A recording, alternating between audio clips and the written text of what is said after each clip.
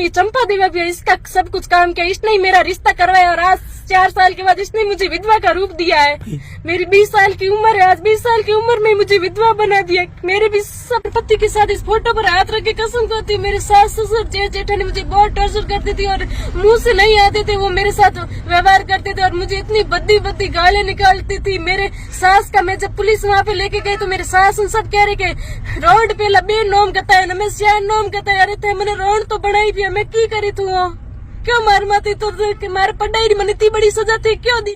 दोस्तों, खबर के आगे बढ़ने से पहले चैनल को सब्सक्राइब जरूर करें। इनकी उस निर्दोष आदमी की कोई गलती नहीं थी, उसको पढ़ाई की सजा मिली है। 4 साल तक टॉर्चर किया। जब उसने अपनी हक की बात की कि मेरे दादा के नाम का प्लॉट है, मुझे क्या धंधा करना है, 1 लाख रुपए भी दो पापा के, मैं जब कमाऊंगा आपको वापस दे दूंगा, लेकिन उसने उसे हत्या पर मार दिया सिर्फ पैसा और प्रॉपर्टी के लिए। मैं अपने पति की फोटो पर हाथ रख के कसम खा रही हूँ, मैं बिल्कुल झूठ नहीं बोल रही। मैंने अभी तक जो भी कर सब सच का है। उस निर्दोष को सिर्फ मेरा नाम परमिला है, वाइफ ऑफ तेजाराम जी है मेरा नाम। मैं जोधपुर में थी और 4 साल पहले मेरी शादी हुई थी। मेरे शादी के बाद ही मेरे ससुराल वाले मेरे को टॉर्चर कर रहे थे, मेरे पति को टॉर्चर कर रहे थे। मेरी रुचि थी पढ़ने की, मेरे पति मेरे सपोर्ट कर रहे थे, लेकिन ये इनका कहना था कि तू तेरी पत्नी की गुलामी कर रहा है, उसको पढ़ने से रोक। लेकिन ये नहीं माने कि जब तक मैं जिंदा हूँ अपनी पत्नी का साथ दूंगा, जब तक दम है तब तक मैं पढ़ाई करूंगा। ये नहीं माने। रात को 13 तारीख रात को 10 बजे बात हुई थी और फिर सुबह 14 तारीख की सुबह 10 बजे खबर आई कि उन्होंने सुसाइड कर लिया। मुझे इस पर बिल्कुल भी भरोसा नहीं है कि उन्होंने सुसाइड किया। जो इंसान 4 साल तक हिम्मत रख के मेरा साथ दिया, वो चंद 10 दिनों के अंदर सुसाइड नहीं कर सकता है। मैं अपने सास ससुर जेठ जेठानी के खिलाफ और हत्या का आरोप लगाती हूँ। इन लोगों 4 लोगों ने मिलकर मेरे पति की हत्या की है और हत्या के 2 महीने पहले इन्होंने प्रताप जी का प्लॉट बेचा था और 80 लाख रुपए प्राप्त हुए थे और उसी प्लॉट में वो अपना हक मांग रहे थे कि ये मेरे दादा की कर सकती है, क्योंकि आज 4 साल हो गए। इस माँ को पूछना आप 4 साल में तूने तेरी बहू की कैसी रखी। अब मेरे पर आरोप लगाए रही है कि मेरी बहू घर पे रहती नहीं थी। आस पड़ोस से पूछना, मेरी छुट्टियां होती तो मैं ससुराल आती थी, लेकिन होली दिवाली वार पर्व को इसने कोई मेरे ड्रेस तक नहीं ड्रेस तक खरीद के नहीं दी। आज 4 साल हो गए। मेरे कपड़ों से लेकर मेरी पढ़ाई से लेकर सारा खर्चा मेरे पिताजी उठाते थे। और 4 माह बाद इसलिए मैंने मुकदमा, क्योंकि पहले मैं अपने पति की हत्या के सदमे में थी, मुझे इतना होश नहीं था। मैंने सोचा कि उन्होंने भाई सुसाइड कर लिया होगा, लेकिन बाद में धीरे धीरे जैसे दिन बीते तब मुझे पता चला कि पैसों की बात थी, प्रॉपर्टी की बात थी और विवाद पहले से चल रहा था। और यहाँ तक कि 13 तारीख को मेरे पति ने कहा था मेरी जान पर भी बात आ सकती है, क्योंकि मेरे बाप की प्रॉपर्टी और प्रॉपर्टी के आगे उनकी बेटी भी कुछ नहीं है। मेरे पास मेरे पति का 14 तारीख को मोबाइल ऑन हुआ था, ये सबूत है और मैं आज पुलिस के सामने पेश कर रही हूँ, जिससे ये साबित होता है कि उनके गए हुए के फिंगरप्रिंट लगा के उनका मोबाइल खोले गया था और अब अपनी मर्जी से पैटर्न लॉक करके रख दिया गया और बोल रहे कि इनके ऐसा ही लॉक था।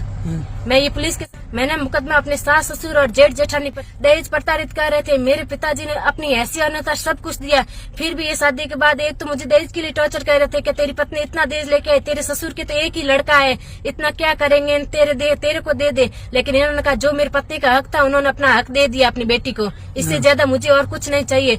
और उनके माता पिता को बस यही था कि इसको पढ़ना चाहती थी, मेरी रुचि थी पढ़ने में, मेरे पति ने सपोर्ट किया, मेरे परिवार ने खर्चा दिया, यही बात इनके खटकी। और इसने सोचा कि 4 साल इसने पढ़ाई की तो बाजी जीत ली, लेकिन इसका सुहाग मैं उजाड़ देता हूँ। और 4 सालों की पढ़ाई पर मेरा पानी फेर के मेरा सुहाग उजाड़ दिया। आज मुझे विधवा बनने का कोई शौक नहीं था, मेरे भी कुछ सपने थे, उस पति के भी कुछ सपने थे जो उसने सोचे थे। और मैंने अपने घर में मेरे पति की मेरी कन्यादान की सारी राशि होम थिएटर में छिपाई हुई 80-90 हजार। मैं न्याय चाहती हूँ। हाँ, मैं अपने पति का हक चाहती हूँ। जो प्रॉपर्टी मेरे दादा ससुर की उसने बेची उसमें हिस्सा चाहती हूँ, मेरा स्त्री धन, मेरा दहेज वगैरह सब चाहती हूँ। मैंने अपनी रिपोर्ट में खुल्लम खुल्ला कहा है। आज मैं मयूराक्षी कॉलेज में पढ़ती थी, वहाँ से आप इन्फॉर्म करके पूछ सकते हैं कि मेरे जब भी छुट्टियां होती थी मैं अपने पियर 1-2 दिन रुक के मैं अपने ससुराल जाती थी। मेरे पति लेने भी आते थे, छोड़ने भी आते थे वापस। अगर मेरे पति को इतनी मेरी पढ़ाई से प्रॉब्लम होती तो वो मेरे को जोधपुर छोड़ने या लेने नहीं आते थे। और 3 सितम्बर को वो मुझे जोधपुर छोड़ने भी गए थे। और 13 सितम्बर को ये भी उनको आशंका थी कि मेरे पिता से मैंने 2-3 बार तो बात कर ली पैसों के लिए, लेकिन वे नहीं मान रहे कि मेरे तो कैलाश के सामने मैं एक बात कहना चाहती हूँ कि मेरे पिताजी का मेरे हक नहीं था, वो शादीशुदा था।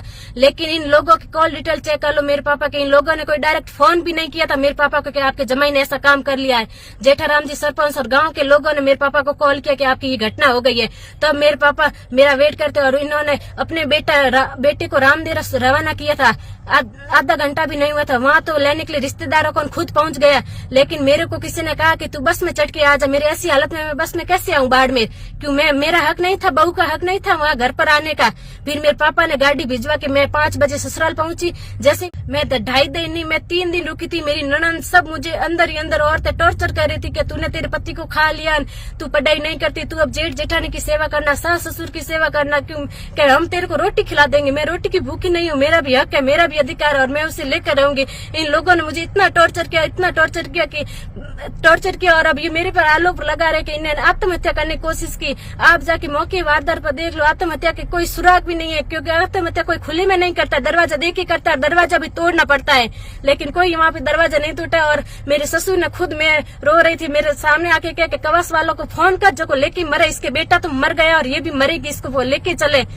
क्यों मेरे वहाँ हिंदू रीति रिवाज से 12 दिन रुकने का भी हक नहीं था। फिर अगर मैंने वहीं आत्महत्या करने की कोशिश की तो अपने मम्मी पापा के घर भी करती। इन्होंने कालची में रखा, इसलिए मैंने ऐसा कोई काम नहीं किया। अरे सास ने तो मेरे को बीच में भी बिठाना नहीं समझा, कोने में पड़ी रहती थी अकेली। 3-4 दिन में कोने में पड़ी रही, मेरे घंट रुक गए थे, मुझे हॉस्पिटल भी मेरे पापा आके लेके गए। उन लोगों के इतना भी मेरे बहू होने का हक नहीं था। जीते जी दिख रहे कुछ नहीं किया, कम से कम जाने के बाद 2-3 दिन तो फर्ज निभा देते सास ससुर का। और मेरी ननद सब मुझे टॉर्चर कर रहे थे अंदर ही अंदर, तू मेरे माँ बाप की सेवा करना, तेरे को रोटी खिला देंगे। आज मैं पढ़ी लिखी हूँ, BEd फाइनल ईयर हूँ, मुझे रोटी की भूख नहीं है, मैं अपना हक लेके रहूंगी। मेरे शादी के बाद मेरी जेठानी ने भी मुझे टॉर्चर करने की बहुत कोशिश की। मेरी जेठानी हमेशा मेरे पति को ताने देती थी कि मैं तेरे को रोटी खिला के देती हूँ, कपड़े धोते देती हूँ, तू मेरा गुलाम है, तू ऐसा है। लेकिन मेरे पति ने कहा, अगर भाभी अगर आपको ऐसी प्रॉब्लम है, मैं गुलाम तो मेरी पत्नी का भी नहीं हूँ, आपका गुलाम कैसे रहूंगा? उन्होंने ऐसे शब्द कहे मेरे पति को जो मैं अब दुनिया में बताना भी नहीं चाहती हूँ। और वो हमेशा मेरे एग्जाम के 10 दिन बाकी रह गए थे और मेरे पति को कहा कि अब तेरी पत्नी कब आएगी? तो मेरे पति ने खुलेआम चैलेंज किया कि अब 10 दिन के सामने मेरी पत्नी आएगी और तेरे सामने बैठेगी और पूरा हक और अधिकार मैं उसको दिलाऊंगा। इसलिए उन्होंने 10 दिन के अंदर अंदर मेरे पति की हत्या कर दी। और मेरे सारे अलमारी में गहने वगैरह थे। मेरे नाना ससुर मनसाराम जी की डेथ हुई, उससे 4 दिन पहले मैं वहाँ गई थी, तब मेरे अपने पियर से सारा गहना पहन के गई थी। लेकिन मनसाराम की डेथ के बाद मेरे ढंग मेहंदी नहीं किए हुए थे, इसलिए मेरा सारा गहना अलमारी में था। और जब मैं वहाँ से निकली तो मेरे पति ने कहा कि अलमारी में गहना पड़ा, सो हिफाजत मैं करूंगा। उन्होंने मेरे गहने की हिफाजत करने की बात कही तो मैंने कहा सो कोई बात नहीं, अलमारी में पड़ा है, नेक्स्ट बार आऊंगी तो पहनूंगी।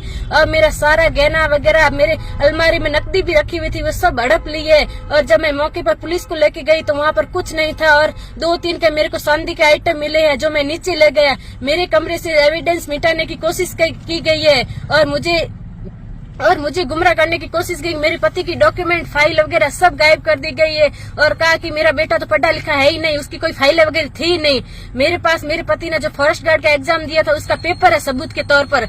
अगर इंसान पढ़ा लिखा नहीं है तो उसने फॉरेस्ट गार्ड का एग्जाम कैसे दिया पिछले? ये मुझ पर झूठा आरोप है, क्योंकि जो चाहे वो कर लो, मुझ पर झूठा आरोप लगाया गया है। मेरी ननद ने, मेरे सास ससुर ने, सास ने, सबने मुझे टॉर्चर करने की बहुत कोशिश की। अरे 2 दिन तो मेरे सास ने अपने पास भी बिठाना अच्छा नहीं समझा, मुझे कोने में बिठा के रखते थे। यहाँ तक कि मेरे देवर वगैरह सब कहते थे अपनी मम्मी को कि मम्मी भोजाई वहाँ अकेले क्यों बैठे?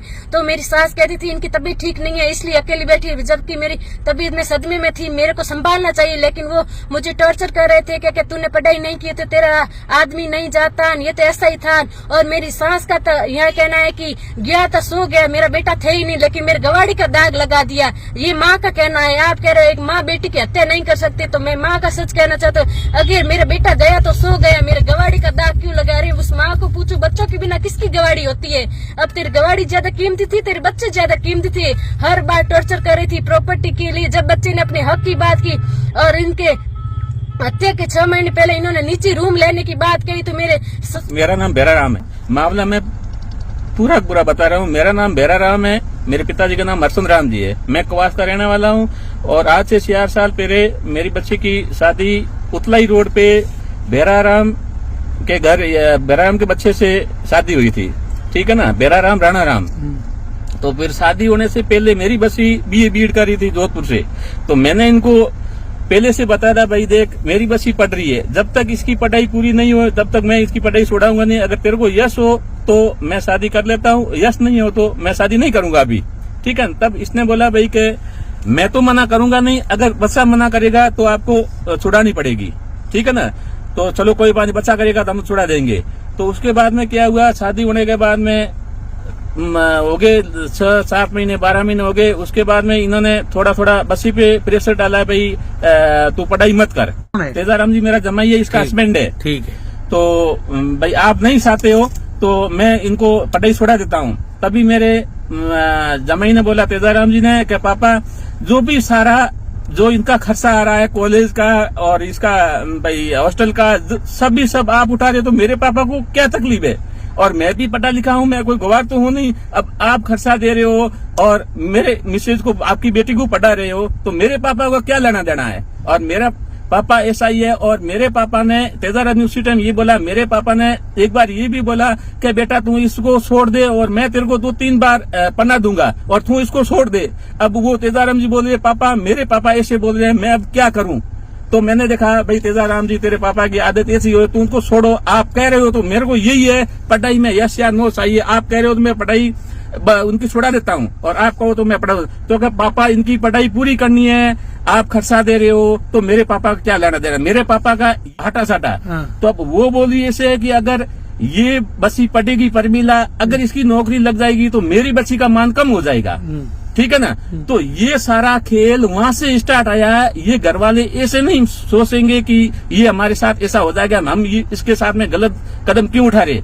अब बच्ची को भी ये बता रहे हैं कि बेटा नहीं, बच्ची को ये बता रहे हैं भाई वो तो मेरे आमने सामने, मैं उनकी तो रखूंगी और तू तो बिना साटे आई, तेरी मैं क्या रखूंगी। उसके बाद मेरे तेजाराम जी जमाई, अभी ये जो घटना हुई इससे 10-15 दिन पहले आया था। पहले आके और जो नांगसे का मंदिर गए थे और उसके बाद में शिवजी के मंदिर गए थे। मेरे बच्चा साथ में गया था भवानी, और वो सब जाके फिर बाद में मैं सुबह गाड़ी में ट्रेन में उनको मेरी बच्ची परमीला और तेजाराम जी को बिठा के और ये जोधपुर गए तेजाराम जी मेरी बच्ची को कॉलेज छोड़ने के लिए। फिर ये वापिस आए जब मेरा बच्चा सामने रेल पे लेने के गया था।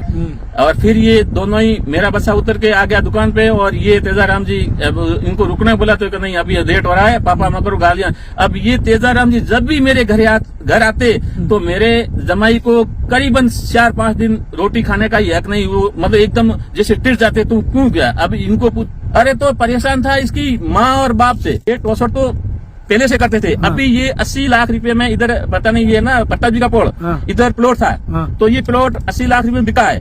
ठीक है ना? फिर मेरे जमाई ने ये इस दोनों ने बसी ने बात किया था, भाई तेरी बीएड अब पूरी हो रही है। ठीक है ना? अब मेरे को पापा तू पढ़ाई करी थी तो भी मेरे को सही ढंग से रोटी नहीं खाने देता था। अब तेरा बीएड पूरा होने के बाद में तू मेरे पास आएगी, तब अब दोनों का जीना भी यहाँ मुश्किल है।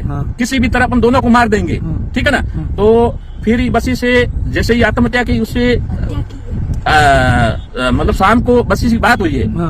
तो बोला भाई क्या मेरे तो अभी ये लफड़ा चल रहा है 2-3 हजार, पापा हमको, मैं पैसा मांग रहा हूँ और पापा मेरे ये पैसे जो जमीन बिकी इसमें मैंने ये बोला भाई मेरे को 5 लाख ही दो, मैं मेरा अलग धंधा करूंगा, क्योंकि इनके पास में ना मतलब 10 रुपए भी नहीं थे। और अभी ये पैसे देंगे नहीं फिर अपन दोनों का गुजारा कैसा होगा। तो फिर मतलब और फिर उसमें बात हुई ये, और हमको तो पता भी नहीं था क्या हुआ कुछ। इन्होंने हत्या करके और फिर ये हत्या हुई है सुबह 9 बजे। ठीक है, 9 बजे, और हमारे को पता पड़ा है 12 बजे। अब 12 बजे पता पड़ा और वही हमारे को जैसे समाज वालों ने किसी ने फोन किया, भाई बेराराम तू तो दुकान खोल के बैठा और तेरे पे ये बात बीत गई, सर क्या हुआ? तो वो आपके जमाई ने ये काम कर लिया। और फिर हम तो उधर बेहोश हो गए, और मेरे बेहोश होते ही मैंने तो फटोफट वो मेरे घरवाली का ये हुआ क्या, अरे ये काम हो गया। तो फिर मैंने, मेरे पास रिकॉर्डिंग पड़ी है, मेरी जो बसी पड़ रही थी उनसे, जो मैडम है उनसे मैंने बात की, उनसे मैंने ये कहा भाई ये हमारे घर पे मेरे जो दामाद है और उनको ये उनका किसी ने हत्या कर दिया है और अभी इनको परमीला को आप संभालो नहीं तो वो कुछ कर लेगी। तो फिर मैडम ने कहा आप टेंशन मत लो। मैंने बोला भाई मैं गाड़ी भेज रहा हूँ। तो मैंने मेरे रिश्तेदारों से वहां से जोधपुर से गाड़ी किराए करके, और मेरी बच्ची यहाँ 4:30-5 बजे आई है। फिर हम इनको लेके फिर यहाँ आए। इससे पहले तो इन्होंने निशा उतार दिया, इनका मोबाइल है वो भी खोल के, इनके जाने के बाद में उसका फिंगर लगाया, फिंगर लगा के और फिर वो मोबाइल खोला, मोबाइल खोल के पूरी डिटेल देख के फिर वो मोबाइल को वापस लॉक कर दिया। और हम तो आए जैसे ये बॉडी लेके रवाना हो गए। अरे भाई हमको तो मुंह तो देखने दो, भाग रहे तो क्या अभी लेट हो रहा है, लेट आप लेट आ गए। फिर वो जैसे थोड़ा बहुत देखा और ये लेके भाग गए और हमको नहीं पूछा। अगर ये आत्महत्या नहीं, इसको मतलब जैसे भाई हत्या की गई तो इनको ये बोले मेरी बसी पे डाउट लगा रहे हैं, तो इनको कम से कम पुलिस को सूचना तो देनी थी ना। हमारे को हमारे समाज वालों ने दी, इन्होंने ऐसे नहीं कहा भाई ये काम हो गया घर पे। इन्होंने ये हत्या करके फिर कुछ भी करके इन्होंने आपका मामला पूरा साफ किया। मेरी बेटी का अंदर जो रूम था उसके तिजोरी में गहने पैसे और जब वो जो भी था और इनका सबूत कुछ भी, अगर वो कोई मरता है तो ऐसे थोड़ा ही मरता है, वो उनकी कुछ भी जैसे ज्यादा होता तभी मरता है, बाकी तो मरते नहीं है। अब इनके कुछ लिखा हुआ भी वहाँ होता था लेकिन हम तो पुगे नहीं, और उसके बाद में ये पूरा सबूत इन्होंने नष्ट कर दिए। और जो इन्होंने फांसी खा दी है वो भी नहीं, जिसको टंगवाया गया था ना, उनकी जो रस्सी थी ना वो भी इन्होंने बाल दी, कहाँ भी पता नहीं कहाँ भी डाल दी है।